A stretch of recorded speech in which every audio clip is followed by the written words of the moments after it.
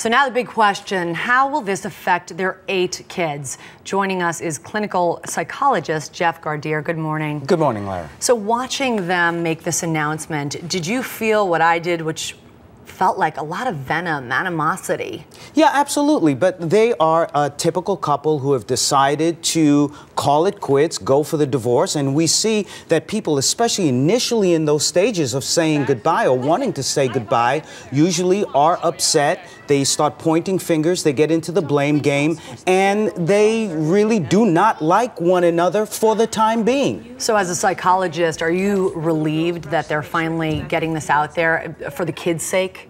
Well, for their sake, certainly they're not happy, but for the kids' sake, it's also important. And they've also stated several times that they are more interested in the happiness of the kids, not arguing in front of the kids, and that's a very commendable thing. All right, so your advice now on how they should tell the kids. They've got first the set of twins, right? Right, exactly. And you said that's a special case right there. Well, that's a special case because these are older kids. They tend to have more aggression, more confusion, absolutely much more sadness because they understand a little bit more of what's going on. With the sextuplets, age 5, they understand a little bit less, but we'll see that they'll have more regressive behaviors, perhaps back to temporary thumb sucking or toilet training lapses and so on. But the most important thing they can do is present themselves, even though they're breaking up, as a united couple, talking with the kids, letting them know it's not their fault, that the love will always be there, giving them individual attention, and of course being there for any questions or issues that they may have, and being present in their lives. Now, as a psychologist, you're not treating them, but what advice would you give them about continuing with this show?